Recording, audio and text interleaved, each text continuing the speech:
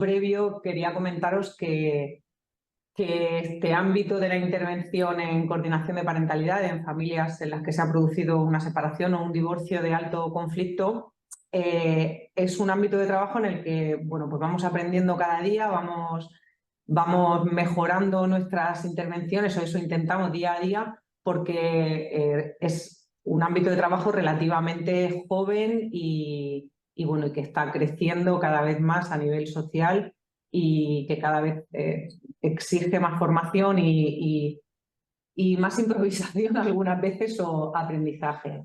Entonces, a lo largo de este webinar voy a intentar pues daros algunas nociones básicas sobre los casos en los que intervenimos, cuáles son las características más frecuentes en este tipo de familias y luego, describir un poquito cómo son las intervenciones que hacemos y las problemáticas con las que solemos trabajar más frecuentemente. A ver si esto quiere caminar.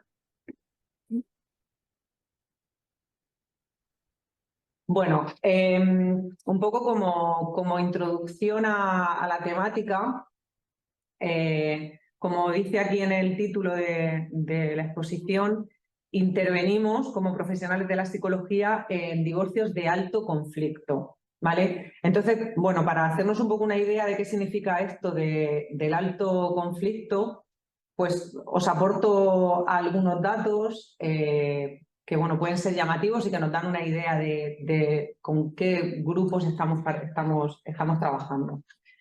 Sabemos que entre un 40 y un 60% de los matrimonios acaban en divorcio, es decir, el divorcio es una realidad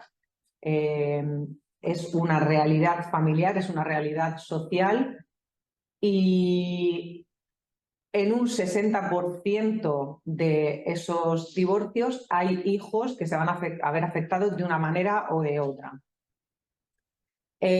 Aproximadamente la mitad de los niños están en unos grupos de edad cercanos a los 6 años, ¿vale?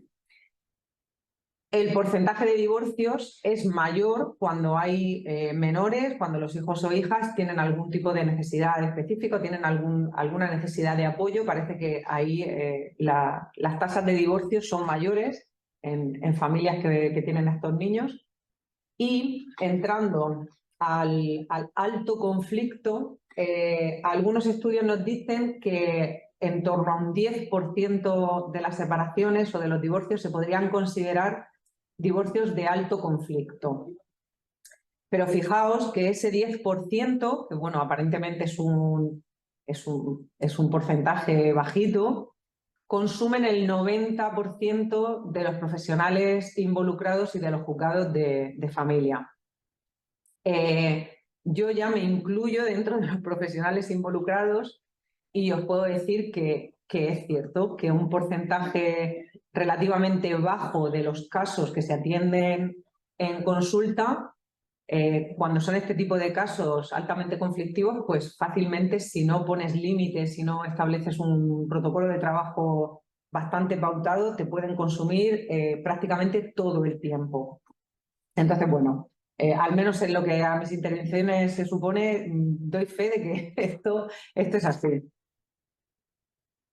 Bien, tenemos claro esta premisa de que una ruptura, sea conflictiva o no, va a suponer una situación de cambio, va a suponer una situación de readaptación para todas las personas implicadas en esa ruptura, para la familia nuclear, pero también para el entorno que rodea a esa familia. Y también tenemos claro que cuanto mejor se produce el ajuste de todas estas personas a la nueva situación familiar, mejor es el pronóstico, mejor es el reajuste de los hijos e hijas.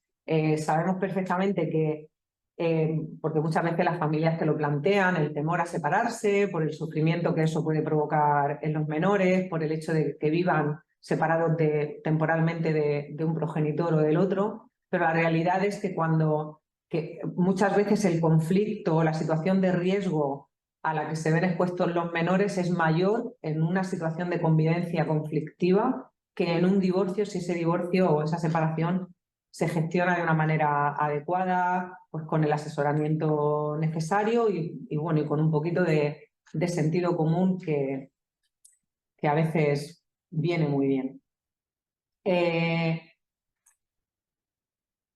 Bueno, algunos factores que pueden suponer un riesgo para facilitar esta adaptación de los niños y las niñas a la nueva situación familiar, es decir, al hecho de que sus padres vivan separados o al hecho de que tengan que vivir temporalmente en una casa o en otra, serían pues, situaciones en las que la separación se ha producido de una forma muy abrupta o se ha producido pues con mucho estrés, o bien por lo inesperado o bien porque se ha producido después de un momento puntual de agresividad o de un momento, digamos, de una situación de un alto conflicto, de un alto estrés para ellos.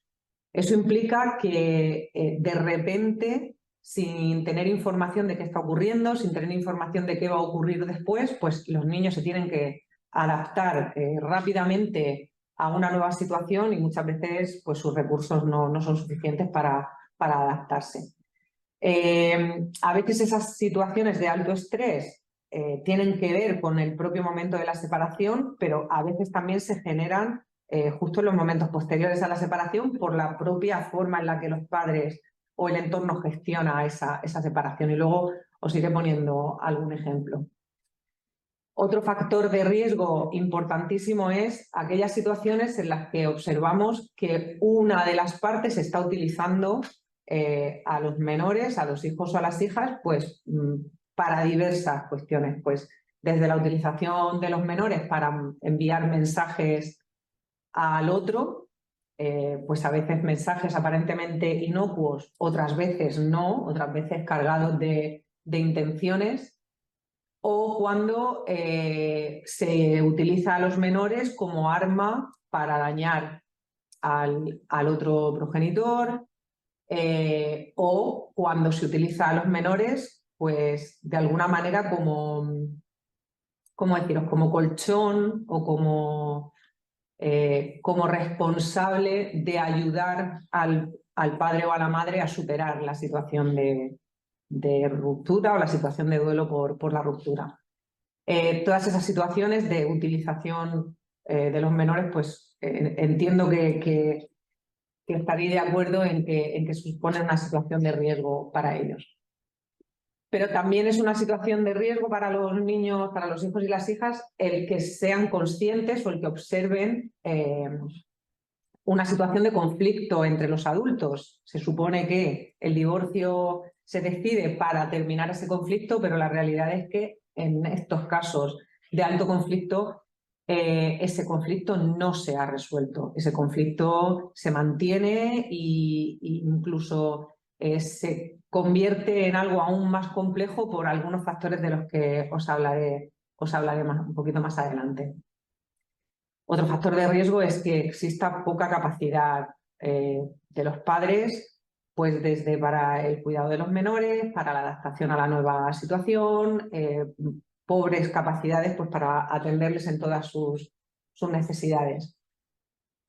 Evidentemente, cuando existe psicopatología en uno de los progenitores o en ambos, esa se va a convertir en una situación de muy alto riesgo. Y es relativamente frecuente, pues bastante frecuente, que en estos divorcios de alto conflicto pues a veces exista la sospecha de que pueda haber psicopatología, que a veces está diagnosticada y en otras muchas ocasiones no lo está. Otra situación de riesgo, y de hecho pues los que trabajáis en esto lo observaréis con frecuencia, es que aparezca una nueva pareja en la familia, es decir, que uno de los dos progenitores comience una nueva relación. A veces incluso observamos que la relación ha sido aparentemente cordial y durante unos años, bueno, la ruptura, el post-divorcio se ha gestionado de una manera bastante adecuada, y cuando aparece una nueva pareja y sobre todo en el momento en el que esa nueva pareja comienza a tener mayor contacto con los hijos o cuando empieza la convivencia, pues esa es una situación de riesgo para la aparición de dificultades.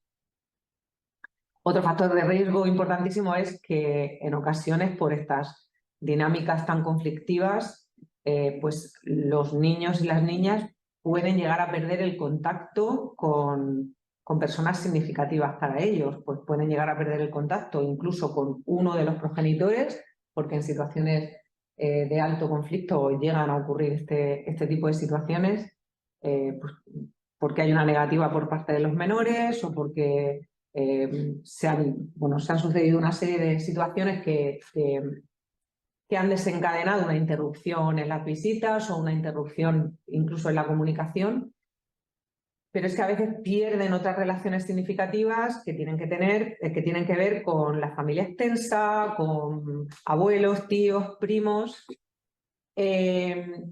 incluso aunque mantengan una comunicación o mantengan cierto contacto con el progenitor.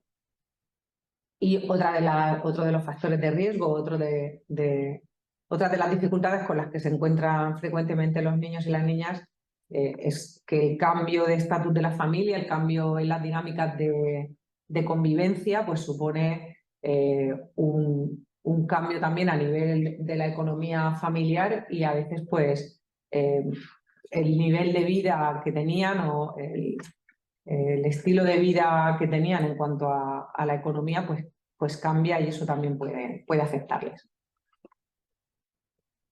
Vale, cualquier cosa que queráis comentar, no veo a nadie, solo veo a Marta, tú hazme así de vez en cuando, pero vamos, lo que os digo, si queréis preguntar cualquier cosa me interrumpís y lo comentamos.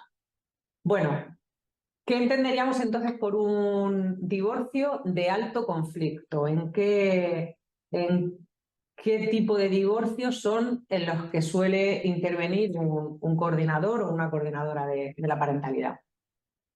Pues son divorcios en los que el conflicto se produce no solo por el propio divorcio, es decir, el conflicto no se mantiene en estas parejas, exparejas, solamente por el motivo que ha generado ese divorcio, por los motivos que finalmente han desencadenado el divorcio, sino que es la propia gestión de ese divorcio la que muchas veces alimenta el conflicto. Cuando empezamos a intervenir con estas familias, hay unos conflictos que tienen que ver con la ruptura, pero después esos conflictos se van haciendo cada vez más complejos porque intervienen otras personas, porque esos conflictos ya no quedan solo en el ámbito de la propia pareja que se divorcia, sino en el juzgado, en otros profesionales, en otros familiares, y todo ese proceso, toda esa gestión de ese divorcio pues genera aún más conflicto. ¿Qué características tienen estas familias? Bueno, pues son familias en las que, pues antes os hablaba de esa estadística del 10-90, un 10% de familias que consumen un 90% de los recursos. Es decir, son familias que han acudido con mucha frecuencia al juzgado. Pues posiblemente han acudido al juzgado para gestionar el divorcio, puede que después haya habido solicitudes de modificación de medidas, pero es que también puede que hayan recurrido con frecuencia al juzgado porque tienen muchísimas dificultades para ponerse de acuerdo pues, en cuestiones de relevancia para sus hijos, pues como la elección de colegio, la elección de profesionales médicos, si hacen o no hacen la comunión, si van o no van a karate, etcétera, etcétera, etcétera. Como tienen muy grandes dificultades para llegar a acuerdos en estas cuestiones, pues terminan recurriendo al juzgado para que las resuelva. Además, otra de las características que presentan es que la comunicación, pues prácticamente, pues si hago así un poco de memoria en todos los casos que llevamos ahora en coordinación de parentalidad, pues yo creo que no hay ninguno de ellos en los que, bueno, sí, uno. Creo que hay uno en los que puntualmente son capaces de comunicarse algo brevemente por teléfono. En el resto, la inmensa mayoría se comunican por correo electrónico y algunos muy puntualmente a través de WhatsApp. Pero las dificultades para comunicarse son enormes, tienen muchísimas dificultades. Además, suelen tener unos posicionamientos muy polarizados, es decir, el otro es muy malo, muy malo, muy malo, muy malo, perdona que lo digo así coloquialmente, y yo soy muy bueno, muy bueno, muy bueno, muy bueno. Salir de ese pensamiento de o todo o nada les resulta, tienen muchas dificultades. Y todas sus conductas, incluso en aquellas situaciones en las que es evidente que pueden generar un malestar en los hijos o en las hijas, están justificadas por la maldad del otro y mi bondad, ¿vale? Entonces, después, cuando apaguemos el vídeo, comentaré así algún comentario relacionado con esto, pero muchas veces todo está justificado por la maldad del otro. ¿Qué nos encontramos también muchas veces? Pues nos encontramos que el asesoramiento que han recibido estas parejas a la hora de divorciarse, pues desde nuestro punto de vista como psicólogos, nosotros no somos abogados, pues no ha sido el más adecuado, no ha sido un asesoramiento encaminado a favorecer el acuerdo, no ha sido un asesoramiento encaminado a la protección de los hijos, aunque esa es la premisa, la protección, el bienestar del menor por encima de cualquier otro interés. Pero la realidad es que lo que nos encontramos es pues un asesoramiento encaminado a otras cuestiones, a conseguir pues, el máximo beneficio de la situación y quitar cuantos más derechos sobre los hijos se pueda al otro, mejor.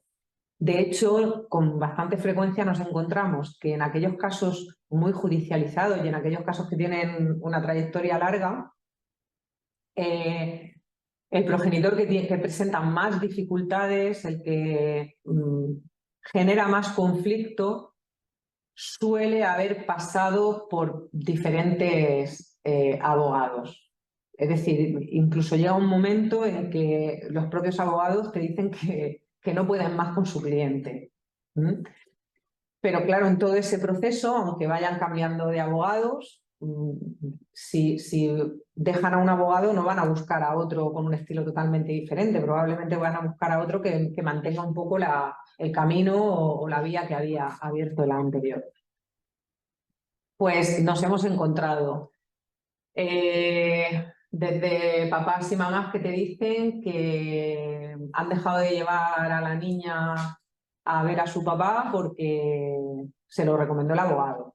Claro, tampoco sabemos si esto es totalmente cierto o no. A veces contactamos con los abogados y podemos contrastar esa información, pero hay veces en las que el abogado ya no es el que lleva el caso y bueno, pues la persona te dice eso y bueno. O, por ejemplo, en este momento, una persona que me dice que le han asesorado a que no puede mantener ningún tipo de contacto con el padre de sus hijos, hasta el punto de que se niega a mantener reuniones en el contexto de la coordinación de parentalidad con él, pero siempre con ese respaldo de que eso es porque le han asesorado de que lo haga así. Muy relacionado con esto que os acabo de comentar, encontramos con muchísima frecuencia que en estos divorcios han intervenido muchos profesionales diferentes, ¿vale? Pero ya no solo del ámbito de la justicia, del ámbito de los abogados, sino otros profesionales del ámbito de la salud mental, hasta el punto de que en ocasiones te encuentras con que al inicio de la coordinación de parentalidad hay múltiples profesionales que están interviniendo ya con esa familia. Ahora, cuando os comente un poco las funciones del coordinador, una de las funciones es coordinarse con estos profesionales, ¿vale? Y algunas veces esas intervenciones son necesarias, son deseables, son útiles, pero hay otras situaciones concretas en las que no lo son, en las que incluso puede llegar a ser contraproducente, y luego recordadme que os ponga ejemplos de esto que os planteo. Y luego otra situación que, por desgracia, prácticamente la que siempre está presente en este tipo de familias, y de hecho muchas veces es lo que moviliza al juzgado al inicio de la coordinación de parentalidad, tiene que ver con el posicionamiento de los menores. Si hay un divorcio de alto conflicto, pero a pesar de la dificultad de comunicación, de la alta litigiosidad, los padres han permitido a los menores mantenerse fuera del conflicto, pues no, habitualmente no se va a iniciar una coordinación de parentalidad, o si se inicia, puede que sea para trabajar algunos aspectos concretos en los que tienen dificultades para ponerse de acuerdo, pero bueno, puede ser una intervención breve y que tenga un buen pronóstico. Pero muchísimas veces hay un sufrimiento por parte de los menores porque son conscientes del conflicto que hay entre sus padres y participan de alguna manera de ese conflicto, y si no participan lo sufren, lógicamente. Vale, si no tenéis ninguna pregunta, ninguna duda, yo sigo. Luego me las preguntáis, todas juntas si queréis. Vale. ¿Qué características solemos encontrarnos en los progenitores en este tipo de intervenciones? Bueno, pues suelen tener patrones de relación bastante disfuncionales, ¿vale? Y de hecho suelen tenerlos no solo con la pareja con la que se han divorciado, sino que pueden tener una historia previa de dificultades en las relaciones, y obviamente tienen grandes dificultades para relacionarse con su expareja después del divorcio. Tienen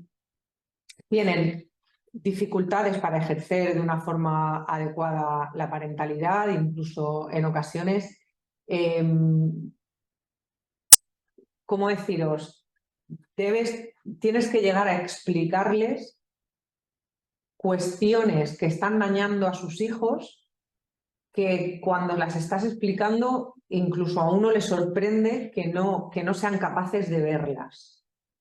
Es como luego iros apuntando, oye Eugenia, has dicho esto, ponme un ejemplo, y yo voy poniendo los ejemplos después. Pero claro, son ejemplos de situaciones concretas y prefiero que las comentemos luego.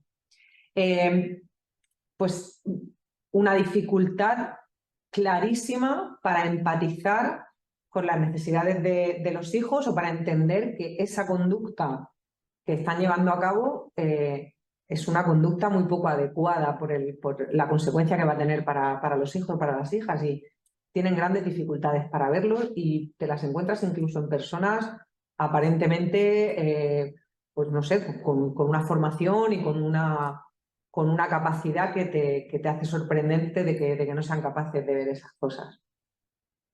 Bueno, suelen tener con frecuencia errores cognitivos. Antes os hablaba de esa distorsión de o todo o nada, entonces esa polarización de yo soy muy bueno y el otro es malísimo, esa dificultad para moverse ahí. Pero también tienen errores cognitivos en cuanto a la interpretación de las intenciones en la comunicación, en cuanto a la interpretación de comentarios que hacen los hijos. Ahí suelen aplicar con mucha frecuencia sesgos y responder, claro, en base a esos sesgos. Y no sé, por ejemplo, comentarios de un hijo o de una hija que en otro contexto se minimizarían y no se les daría la más mínima importancia, o que incluso servirían para reforzar la figura del otro progenitor, pues es que el papá me ha dicho que no puedo hacer tal cosa, y que la respuesta en otro contexto hubiera sido, pues claro, hijo, es que el papá lleva razón. Pues a través de esos sesgos se transforma totalmente y eso se interpreta pues como una agresión o como una falta de respeto hacia el hijo, y evidentemente se responde en base a ese sesgo. Esto lo relaciono con lo que os comentaba antes de dificultades para ejercer la parentalidad. Tienen tendencia a ver muchísimo más sus propias necesidades que las necesidades de los hijos.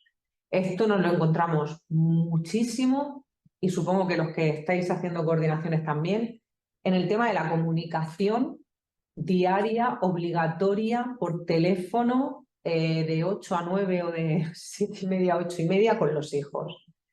Tienen muchas dificultades para entender que a lo mejor un niño de 10 años no tiene ganas de hablar con su papá o de hablar con su mamá todos los días de 8 a 9, porque está haciendo otras cosas, porque está cansado y porque no le gusta hablar por teléfono. Y eso no tiene nada que ver con que no le guste estar contigo o no te quiera. Es una necesidad del adulto que se transforma en una exigencia y que muchas veces genera dificultades porque los niños a veces no tienen ganas de hablar con los papás y no pasa nada. Pero en este contexto eso a veces no es fácil de asimilar. Muchas veces tienen dificultades para empatizar con los hijos.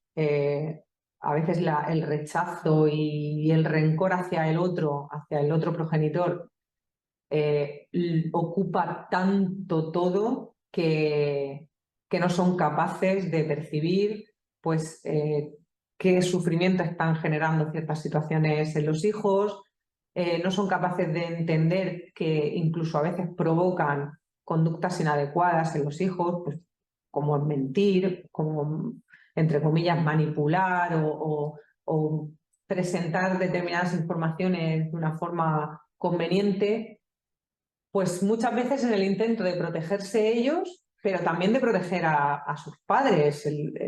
Los niños y las niñas, si son conscientes del conflicto y del malestar que genera en un papá o en una mamá, percibir que quieren al otro, pues aprender a manejar, intentan manejar esas situaciones. ¿Qué características tienen también estos progenitores? Pues que algunas veces han obtenido una aprobación legal de su comportamiento, es decir, ha habido un respaldo a nivel judicial o a nivel de asesoramiento que les ha empoderado en una determinada conducta. Este ejemplo que os voy a poner no es de un caso de coordinación de parentalidad, pero bueno, probablemente no lo sé, ojalá que no, pero puede que en un tiempo termine siendo un caso de coordinación de parentalidad. En este caso, uno de los dos progenitores interrumpe unilateralmente las visitas que se estaban desarrollando con bastante normalidad. Parece que esta interrupción se produce cuando aparece una nueva pareja, lo que os comentaba antes de una situación, un factor de riesgo. Y bueno, la justificación de esta conducta es que acude a un profesional de la psicología, ese profesional le orienta. En realidad, ese profesional interviene una vez o dos y creo que tampoco le da muchas orientaciones, pero sí que le da orientaciones su abogado. Entonces le dice que, bueno, que si ha tenido que llevar a la niña a un psicólogo es porque las visitas no son buenas para ella y que, bueno, pues que si la niña no quiere ir, pues que no la lleve. Entonces se interrumpen las visitas durante meses en base a esa aprobación legal de ese comportamiento, ¿vale? En ocasiones, pues no sé, por ejemplo, el hecho de interponer una denuncia o el hecho de interponer una demanda, el tiempo hasta que esa demanda se resuelve, se interpreta como un contexto de legalidad para esa conducta. Os pongo un ejemplo, una señora que se recoge en sentencia que tiene que iniciar la coordinación de parentalidad, pero como ella no quiere y ha recurrido en segunda instancia, pues ella dice que mientras no se resuelva, pues que ella no va a ir. ¿Vale? Entonces, bueno, esa es la situación.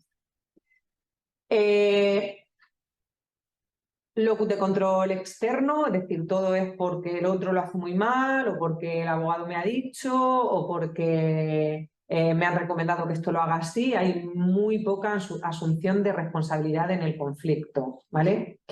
Curiosamente, todo lo que... Bueno, todo no.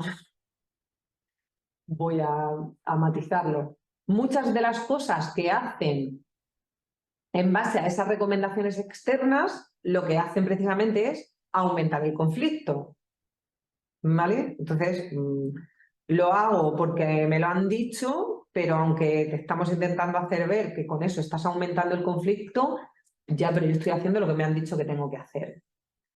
Les vale cuando se lo dicen otros, pero a veces cuando se lo decimos en la coordinación de parentalidad, pues no les vale. Porque, bueno, pues porque probablemente van contra sus intereses o contra sus expectativas. Nos encontramos, como os comentaba antes, con bastantes casos en los que o bien ya diagnosticados o con serias sospechas de trastornos de la personalidad en los progenitores. En relación con ese locus de control externo, delegan en otros, delegan la toma de decisiones, delegan las responsabilidades.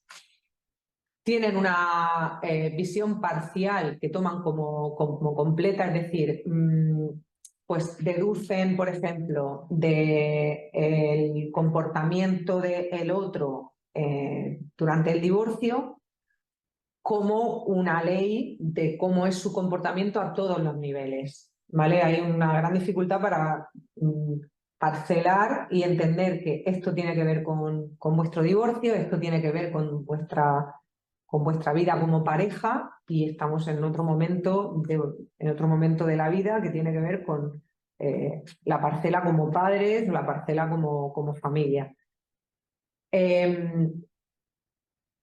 Y suelen tener muy baja confianza en las capacidades del otro, muy baja confianza en la intervención, es decir, no, su participación obviamente y su motivación no es muy alta porque no tienen confianza en que la situación vaya a cambiar ni en que la intervención vaya a ser útil.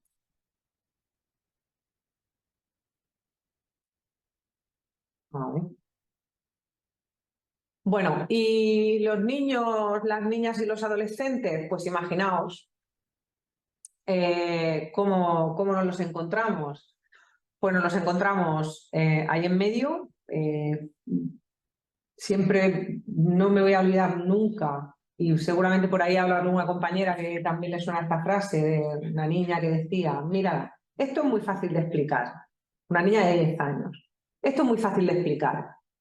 Mi madre piensa que mi padre es un monstruo y mi padre piensa que mi madre es un monstruo. Dice, esto es así de sencillo. Y ella tenía eso totalmente interiorizado y lo decía con esa, bueno, pues con esa soltura, por así decirlo. Claro, sentirse en medio de la batalla de sus padres no sale gratis. Genera conflictos de lealtad, y esto nos lo encontramos muchísimo con niños ya en la adolescencia, genera que aprendan a mentir. Y a veces en consulta, en las sesiones en las que vienen los dos, se dan cuenta de que a cada uno les están dando una versión, les están dando la información que consideran que es beneficiosa, pero fijaos, no solo beneficiosa para ellos, pues para conseguir un beneficio, como todos hemos hecho de adolescentes con nuestros padres, no nos engañemos, sino para protegerles a ellos. Es decir, aprenden a decirle a cada uno lo que necesita escuchar. Y el otro día unos padres nos comentaban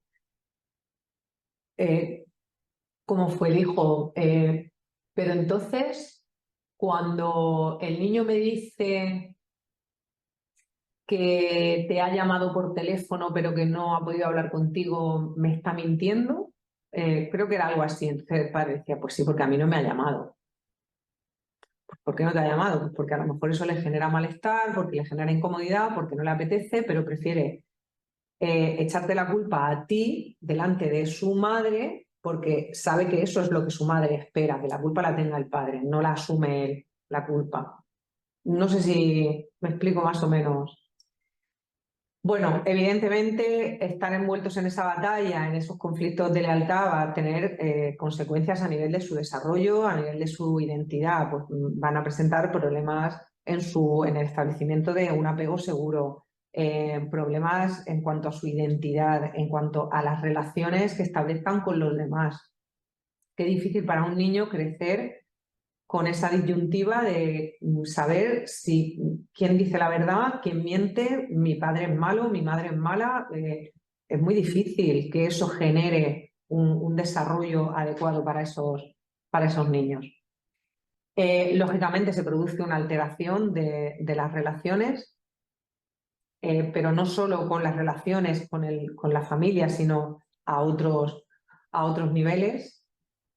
A veces corren el riesgo, y esto es relativamente frecuente, de asumir roles de un adulto. Pues cuántos niños asumen el rol de protector de la mamá porque la mamá está triste, o cuántos asumen un rol de defensor de los hermanos o del padre o de la madre. Porque, como os comentaba antes, cuando se utiliza de una manera consciente o no a los hijos, pues muchas veces se les coloca en esos roles que no les corresponden. Lógicamente, estos niños van a estar preocupados, van a estar ansiosos, van a estar estresados, porque además se les involucra con tanta frecuencia y las posibilidades de la aparición del conflicto son tantas que bueno, pues que están alterados. Y digamos, la situación que se observa con cierta frecuencia y que sería un poco el punto álgido, el punto máximo de ese conflicto de lealtad y de esas dificultades, es el momento en el que muchas veces, por autoprotección, por eliminar dentro de lo posible el conflicto, pues terminan rechazando totalmente la relación con uno de los dos progenitores. ¿Vale? Bueno, ¿qué intervenciones son las que habitualmente se ponen en marcha con este tipo de familias? Intervenciones que se pueden utilizar. Bueno, pues evidentemente la intervención judicial, es decir, una modificación del tipo de guarda y custodia si no se está desarrollando adecuadamente. Judicialmente también se puede intervenir pues si hay una sentencia que no se está cumpliendo, forzando la ejecución de esa sentencia, es decir, diciéndole al progenitor que no esté cumpliendo la que tiene que hacerlo. También se puede intervenir en mediación. La mediación tiene la característica de que es voluntaria, es decir, uno de los principios básicos de la mediación es la voluntariedad, y muy frecuentemente en estas familias en las que existe un tan alto conflicto no hay voluntariedad para participar en la mediación, porque además la mediación supone dialogar con el otro, supone tratar de llegar a acuerdos utilizando la comunicación con un tercero que es imparcial, y bueno, y no es difícil que funcione. Nosotros hemos tenido algún caso en los que sí que ha habido un acuerdo parcial en mediación, pues han podido llegar a acuerdos en algunas cuestiones concretas, pero luego ha habido otras cuestiones en las que el conflicto estaba mucho más arraigado, en lo que la intervención a nivel de mediación no era suficiente porque esas familias necesitaban o una posición un poco más directiva o un asesoramiento más claro, y la mediación ha funcionado. Otra de las alternativas es pues la intervención en una psicoterapia para toda la familia, que a veces viene designada judicialmente. ¿Qué ocurre? Cuando se interviene a nivel de psicoterapia, pues tenemos deber de confidencialidad. Y además, si no hay una implicación y una voluntariedad por parte de la familia o de algunos miembros de la familia, esas intervenciones no funcionan. Una de las características que luego os comentaré que tiene la coordinación de parentalidad es que la comunicación con el juzgado es muy frecuente. El juzgado supervisa de alguna manera, o por lo menos es conocedor de los avances o de las intervenciones que se van haciendo. Es una terapia familiar, aunque bueno, a veces hay designaciones en las que se solicita informe, pero esa comunicación no es tan bidireccional. En coordinación de parentalidad se pide al juzgado que se implique, que responda, que tome alguna medida concreta, ¿vale? En terapia familiar no se suele funcionar de esa manera. A veces otra intervención son los puntos de encuentro. En los puntos de encuentro es donde se realizan visitas supervisadas o entregas para las visitas y recogidas y entregas de los menores supervisadas, pero en el punto de encuentro también informa al juzgado. Ahí sí que hay una información inmediata al juzgado, pero por un lado las listas de espera son bastante largas y no hay una intervención directa con la familia, no hay un asesoramiento, no hay una implicación tan alta en el funcionamiento de la familia como hay en la coordinación de parentalidad. Y bueno, y luego pues algunas otras formas de intervenir, pues en ocasiones hay talleres o bien estables en algunas instituciones o bien que aparecen de forma puntual o en alguna asociación o en algún ayuntamiento, pero bueno, suelen ser también intervenciones puntuales y que además necesitan de la disposición de la familia, se necesita que la familia acuda voluntariamente. Y entonces nos iríamos a nuestras intervenciones en coordinación de parentalidad. Os he puesto aquí a este señor encima de la cuerda floja con la pelota en la cabeza y haciendo malabares porque a veces te sientes un poco así. A veces es como que vas caminando sobre algo bastante inestable. Y además tienes que manejar al padre, a la madre, a los abogados, al juzgado, y mientras uno está en el aire, el otro está en el suelo. Y en fin, yo a veces me siento así, me siento que tengo que estar manejando muchas vías y es complicado.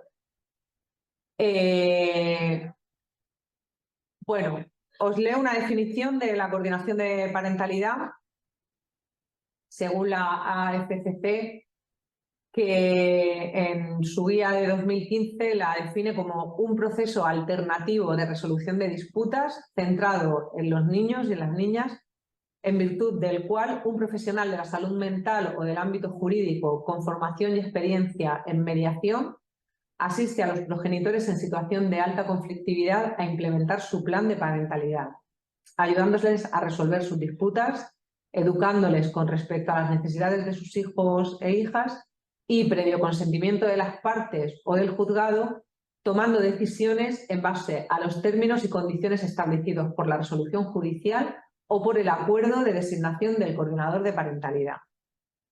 ¿Vale?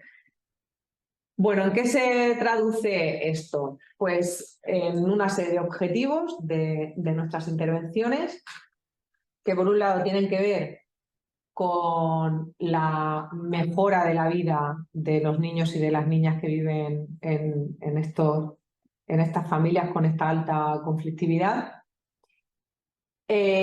Otro de los objetivos es favorecer la colaboración entre los progenitores. Supongo que con estas características que os comentaba antes, con esas dificultades de comunicación, entendemos que la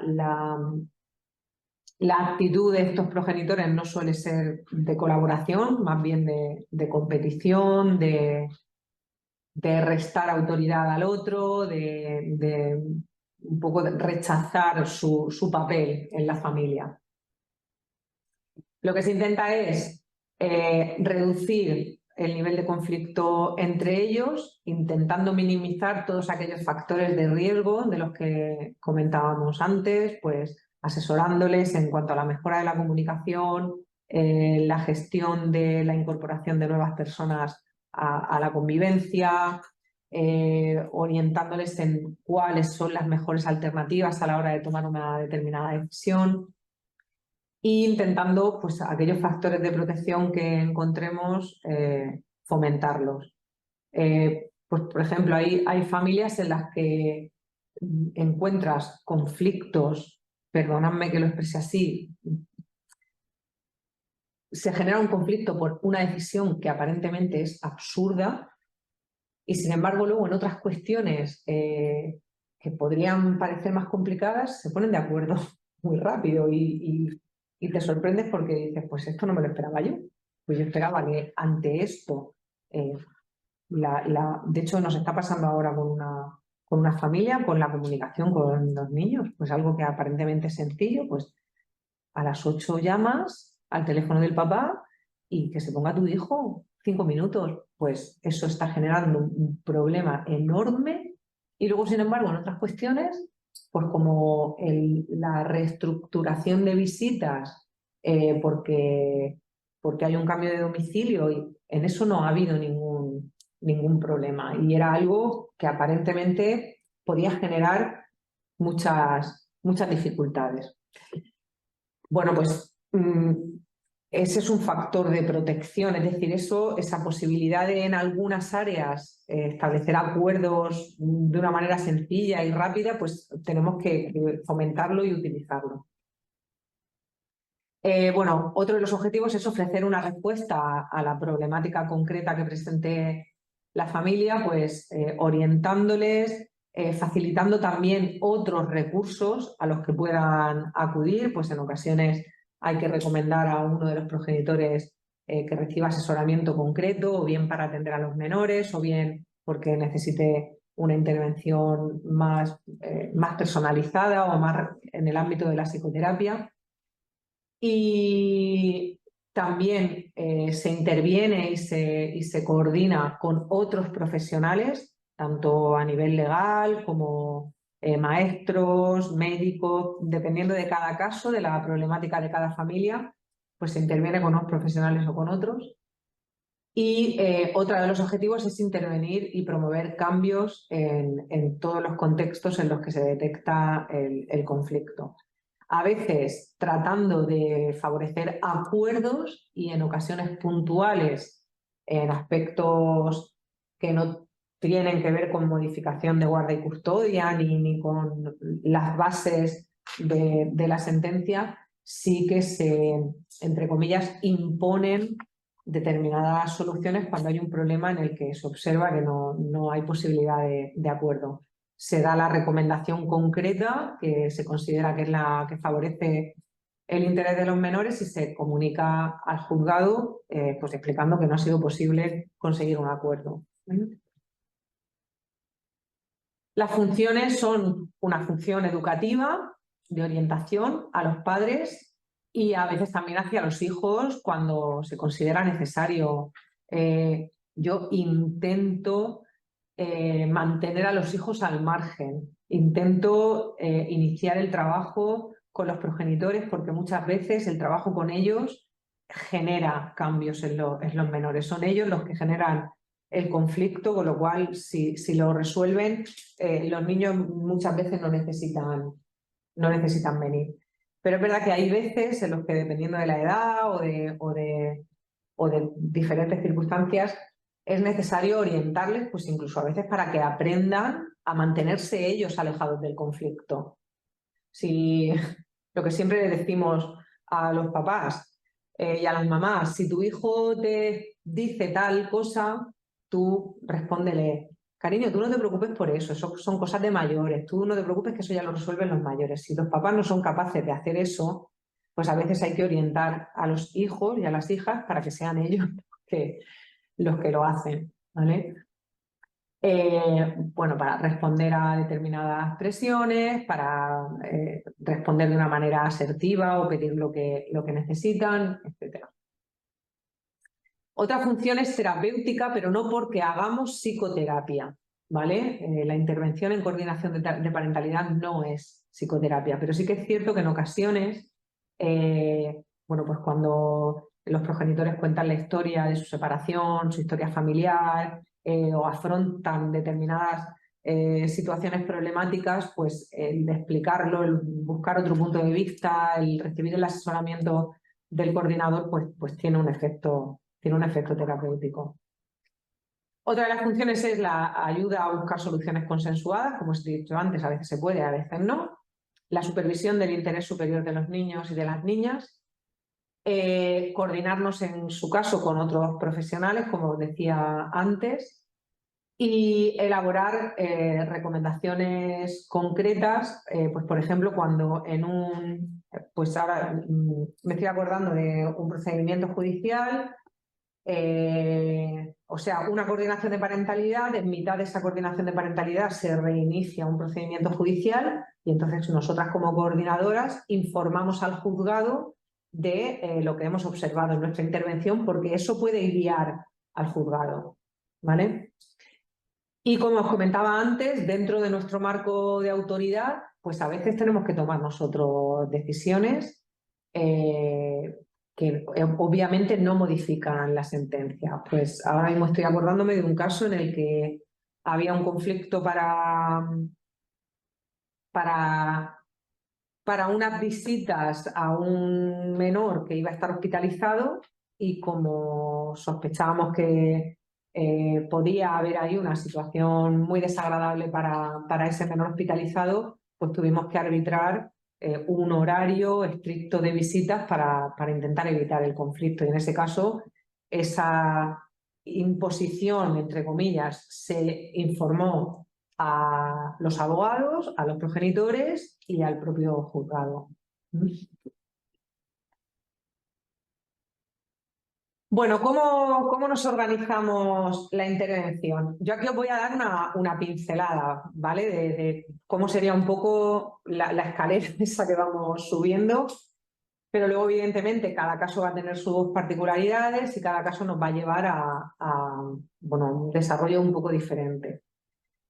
Como fase previa, obviamente, cuando nos designan, el primer paso es aceptar esa designación o no aceptarla pues si hay algún condicionante o porque conozcamos el caso previamente, porque a lo mejor hemos intervenido en algún otro momento del divorcio.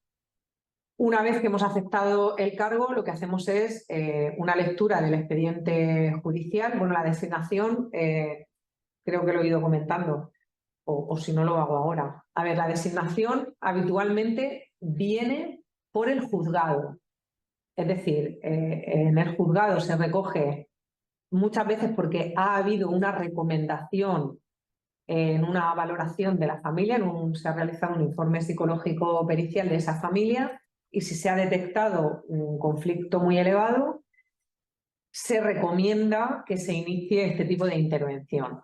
Si en sentencia se recoge esa recomendación y se transforma en sentencia, lo que puede ocurrir es o bien que las partes se pongan de acuerdo para elegir un coordinador, o bien que el juzgado elija un coordinador de las personas que tienen formación y experiencia en el ámbito. Muy puntualmente ocurre que, fijaos, incluso a veces en mitad de un procedimiento judicial, las partes se ponen de acuerdo para iniciar una coordinación de parentalidad, ¿vale? Y entonces lo que hacen es, la designación viene también por el juzgado, pero la han promovido las partes, ¿vale? Los abogados y los padres. En cualquiera de los casos necesitamos que haya un respaldo judicial, porque si no, no es una coordinación de parentalidad, sino es otra cosa.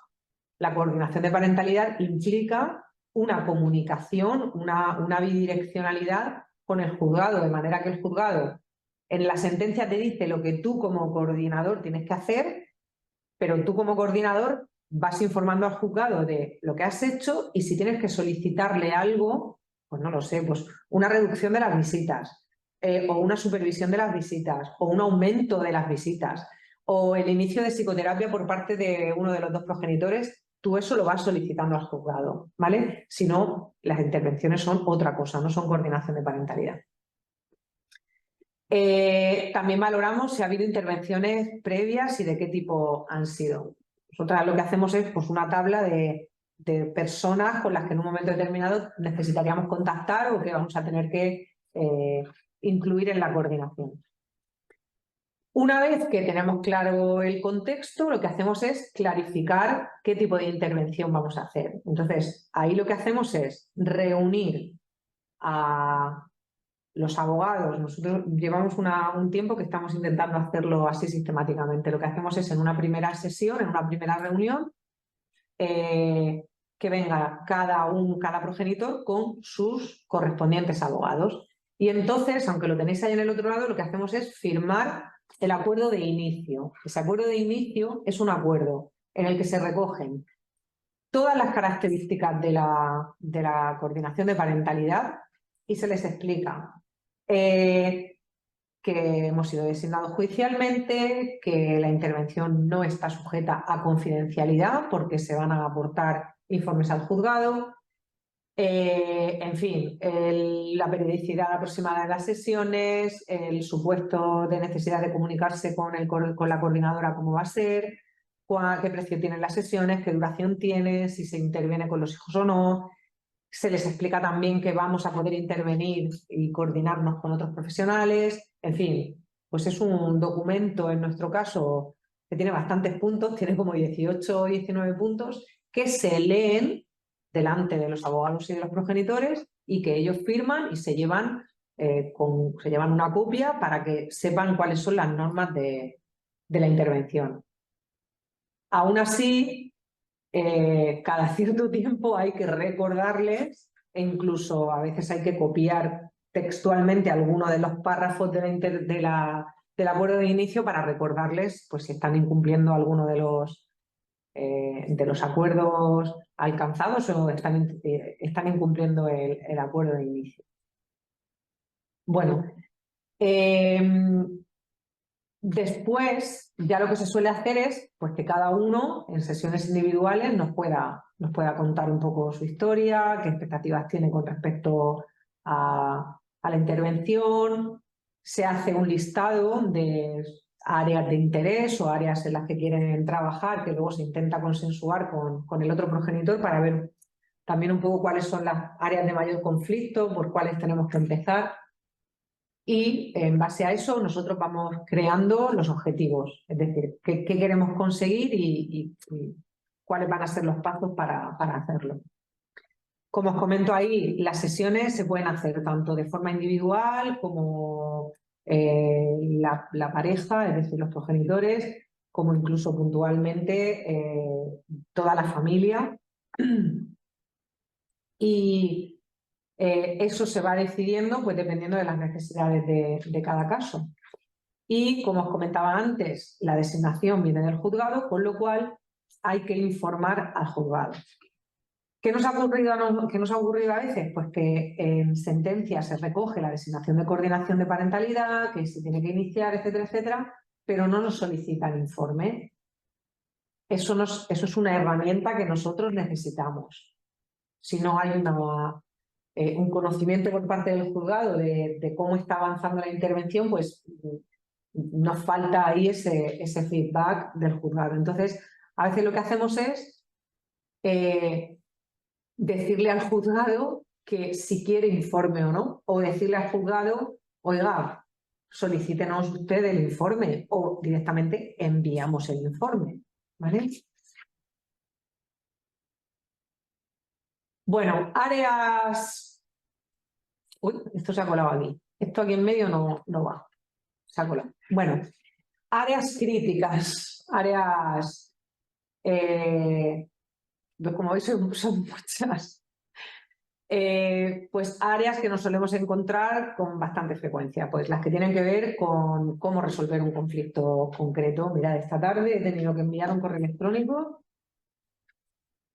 porque por un email en relación a actividades extraescolares, en cuestión de 1 hora o 2 horas, han intercambiado 6 o 7 correos electrónicos. El primero eran un párrafo, porque esa opción nosotras la utilizamos de la comunicación a través del correo electrónico con copia a nosotros y a los abogados, pero tiene que cumplir unas características muy concretas. Nosotras lo hacemos así porque con estas familias la demanda de atención suele ser muy elevada, ¿vale? Y son familias que llaman al centro con mucha frecuencia, son familias que demandan, pero que luego muchas veces tienen dificultades para venir a las citas, pues dificultades económicas o de agenda y nosotras tampoco tenemos la agenda disponible todo el tiempo para atenderles con urgencia. Bueno, la cuestión, lo que os comentaba es que en cuestión de una hora de un problema concreto que había que resolver se ha generado un conflicto enorme y yo me he visto obligada, esto una hora antes de estar aquí con vosotros, a solicitar que se interrumpiera inmediatamente esa dinámica, porque se estaban vulnerando todas las recomendaciones de comunicación, se estaba vulnerando el acuerdo al que se llegó en un inicio, ¿vale? ¿Qué puede pasar? Pues que ahora en respuesta a ese email que yo he enviado aparezca otro. Bueno, ya veremos. Hasta mañana no me voy a enterar. Entonces, bueno, esto lo decía por entrenar en cómo manejar y resolver los conflictos, en que acepten la separación, que elaboren la separación y que aprendan a diferenciar que una cosa es su ex como ex, una cosa es la relación que ellos han tenido como pareja y otra cosa es la relación que tienen que tener como padres. Y eso les cuesta.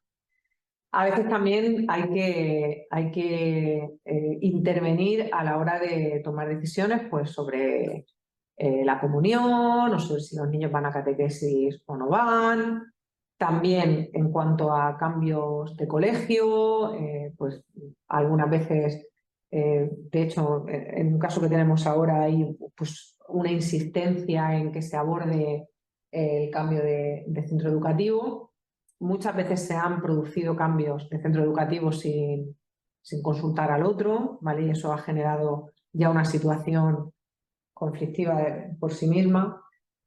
La necesidad de atención psicológica, pues porque incluso a veces les recomienda, creo que además de venir aquí a hablar con nosotras, debería reforzar las áreas en las que tienen dificultades con un profesional. Y muchas veces pues se niegan, o bien porque económicamente no pueden permitírselo, o bien porque te dicen que no, si ya están ahí hablando contigo, que para qué. Pues tú no eres psicóloga, si ya hablo contigo, ¿para qué voy a ir a otro psicólogo ya? Pero es que aquí la intervención es diferente. Bueno, en ocasiones también hay que intervenir en la comunicación entre los padres, entre ellos, lógicamente, porque bueno, padres y madres bloqueados por WhatsApp y, bueno, la mayoría. La comunicación por correo electrónico a veces es la única vía, pero sabemos la demora que eso suele tener, o bien porque, aunque a veces tienen configurado en el teléfono para que lleguen los avisos, pues en ocasiones la respuesta de no, es que yo el correo electrónico no lo miro todos los días, esa te la dan con mucha frecuencia. Cambios de domicilio, gestión de los periodos de vacación, que exista un mínimo consenso en cuanto a las pautas de educación, en cuanto a las rutinas. Bueno, los conflictos con las tarjetas sanitarias, pasaportes, DNIs, si van al médico del seguro privado, de la mamá o del papá, en fin, de eso muchísimo conflicto. ¿Quién acompaña al niño a una cita médica? ¿Qué personas pueden acompañar al niño, además del papá y de la mamá, a una cita médica? En fin, todo eso son áreas de conflicto. La ropa, pues es que cuando vuelve de casa del papá la ropa la trae rota, o es que no le compra, o el papá que te dice que la madre no le compra ropa en todo el año y que cuando llegan las vacaciones él tiene que ir a gastarse un dineral en ropa. Actividades extraescolares, seguridad, pues que si lo lleva en el coche, lo lleva en la moto sin casco, lo lleva en el coche sin cinturón, le deja que se vaya hasta las 12 de la noche solo, pero cuando está conmigo yo no le dejo. Y luego también lo que tiene que ver con horarios tanto a la hora de comunicarse como horario de actividades, etc. Vale, y ya por último, pues algunas dificultades. Por si no os he dicho ya bastantes, algunas dificultades que nos encontramos. Bueno, pues muchas veces nos encontramos que o bien una de las partes o ninguna de las partes colabora. Bueno, pues cancelaciones de citas, demora innecesaria entre una cita y otra, con lo cual lo acordado en la sesión anterior pierde efectividad porque puede que no se haya terminado de formalizar el acuerdo y eso ha quedado ahí un poco en el limbo. Boicot de la intervención no abonando las sesiones, de manera que, bueno, cuando se va acumulando deuda, pues llega un momento en que hay que plantearse qué se hace, qué hacemos con eso. Asistencia a las sesiones, pero caso omiso a las recomendaciones que se dan. O una mezcla de todas, ¿vale? La ausencia de colaboración puede venir por todas, porque no vienen, porque no pagan, o porque vienen y no hacen caso, o porque a veces no vienen y a veces sí vienen y no hacen caso. Bueno. Otra situación que nos encontramos con cierta frecuencia es o bien que no quieran venir a sesiones conjuntas, o bien que no quieran venir a sesiones individuales. Y entonces, no, la coordinación de parentalidad tiene el objetivo de mejorar la comunicación entre nosotros, con lo cual solo voy a venir cuando tenga oportunidad de comunicarme con el otro. A sesiones individuales no voy. O el caso contrario, pues me han recomendado que tenga cero contacto con mi ex, con lo cual no me voy a reunir con él. ¿Vale?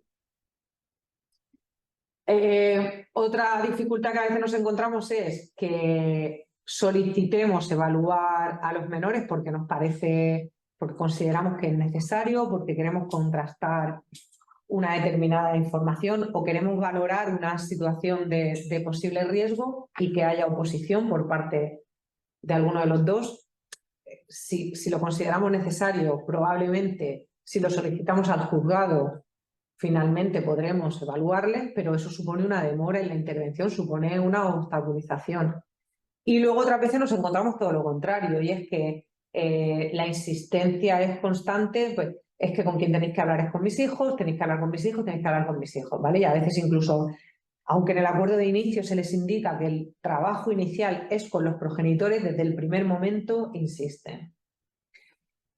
Otra dificultad que nos encontramos con bastante frecuencia es que nosotros estamos haciendo un trabajo de asesoramiento, estamos dando unas determinadas pautas, pero otros profesionales que intervienen al mismo tiempo que nosotros están dando orientaciones contradictorias. ¿Vale? Yo os ponía el ejemplo de es interesante resolver esto en una reunión conjunta, pero a mí me están diciendo que no tenga ningún tipo de contacto con esta persona. Entonces, bueno, pues esas situaciones hay que tratar de resolverlas, pues lo primero contrastando realmente que se están dando esas orientaciones y nosotras en alguna ocasión hemos tenido que solicitar judicialmente que una determinada intervención se interrumpa porque de alguna manera está produciendo un boicot a nuestra intervención porque se están dando orientaciones pues contrarias a las que nosotros damos. Otras veces lo que nos encontramos es que tenemos una situación de relativa urgencia, informamos al juzgado, solicitamos que nos responda para poder continuar y pasan a veces meses hasta que responden. Con lo cual hay coordinaciones que quedan ahí como en un punto muerto porque hasta que el juzgado no responde no podemos hacer nada. Pues si una persona se ha negado a continuar, solicitamos al juzgado que responda si tiene que continuar o no, pero tarda 3 meses en responder, pues esos 3 meses la intervención queda por lo menos parcialmente paralizada. A veces se puede continuar con el otro miembro de la el otro progenitor, pero a veces... Y bueno, y otra circunstancia que nos encontramos, esto no lo he comentado antes, pero uno de los puntos muy importantes que aparece en el acuerdo de inicio es que en el transcurso de la coordinación de parentalidad no se van a iniciar nuevos procedimientos judiciales, ni se van a reiniciar, ni se van a reactivar procedimientos anteriores. Es decir, si a lo largo de la intervención uno de los dos progenitores está absolutamente convencido de que va a solicitar una modificación de la guardia y custodia, tiene que informarnos a nosotros. Si va a solicitar una ejecución de sentencia, no tiene sentido cuando nuestra intervención va encaminada a que se cumpla una sentencia, ¿vale? ¿Qué ocurre? Que esto se recoge en el acuerdo de inicio, pero claro, hasta ahora no hemos recogido cuál es la consecuencia de que incumplan esa, porque tampoco la tenemos muy clara, no sabemos muy bien cómo afrontar eso. Entonces ha ocurrido que en el transcurso de la intervención, pues bueno, hemos tenido de todo, hemos tenido denuncias por malos tratos, denuncias por abuso sexual, hemos tenido demandas de modificación de medidas cuando estábamos interviniendo. Entonces, bueno, pues en esos casos hemos informado al juzgado y hemos esperado a que nos respondan. Vale, y por mi parte, esto sería todo lo que yo os quería explicar. Me he pasado un poco de... Estaba a ocupar una hora y me he pasado un poco bastante.